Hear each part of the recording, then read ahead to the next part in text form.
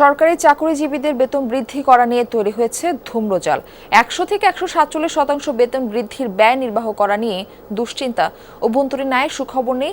প্রশ্ন হচ্ছে, কোন উৎস থেকে আসবে বাড়তি 1,06,000 কোটি টাকা?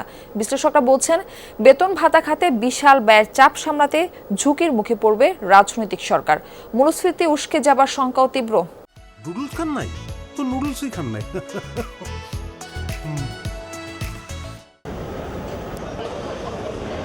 প্রায় 10 বছর পর সরকারি চাকরিজীবীদের বেতন বৃদ্ধির উদ্যোগ। সর্বোচ্চ বেতন 147% বৃদ্ধির সুপারিশ করেছে জাতীয় বেতন কমিশন। প্রথম থেকে 20তম গ্রেড পর্যন্ত সব স্তরেই বাড়বে বেতন, বাড়বে পেনশন ও বৈশাখী ভাতায় সুবিধা। বিশাল ব্যয়ের চাপ সামলানো নিয়েই এখন দুশ্চিন্তা। 1973 সাল থেকে 2015 সাল পর্যন্ত মোট বেতন কমিশন হয়েছে 8টি। এসব কমিশনের সুপারিশ পর্যালোচনা করে দেখা যায়, রাজস্ব আয় ও ব্যয়ের ভারসাম্য বজায় রাখতে পূর্ণাঙ্গ সুপারিশ বাস্তবায়ন করা যায়নি। বলা হচ্ছে, সরকারি চাকরিজীবীদের বেতন বৃদ্ধি প্রয়োজন, কিন্তু এই সময়ে বৃদ্ধির প্রস্তাব এবং তা বাস্তবায়নের চাপ কতটা গ্রহণযোগ্য? অন্তর্বর্তী সরকার তো একটা ভাতা দিয়েছিল, সেই ভাতাটাই তো থাকতে পারতো, আরো ভাতা দরকার হলে ভাতাটাকে 10% বাড়িয়ে দিতে পারতো। এবং নতুন সরকার যখন নির্বাচন হচ্ছে, নির্বাচিত সরকার তো আসার তো আর খুব একটা দেরি নেই, তাহলে নির্বাচিত সরকার এসে তারাই তো এই কমিশনটা করতে পারতো।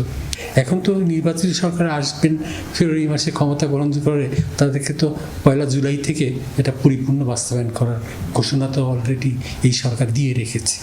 তখন তো এর ব্যত্যয় ঘটালে তখন তো একটা বিশৃঙ্খল পরিস্থিতি সৃষ্টি হবে।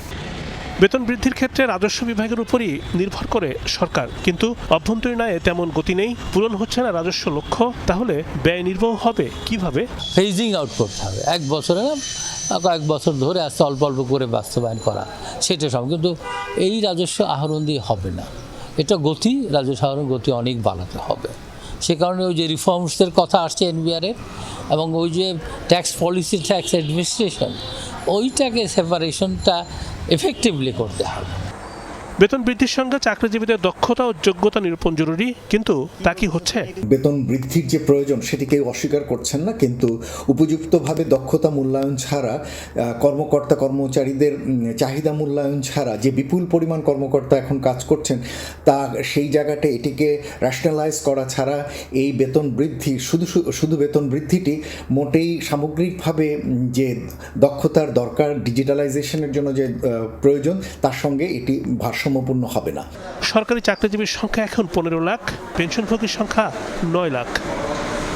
Timur Rahman, Jamuna news, Dhaka.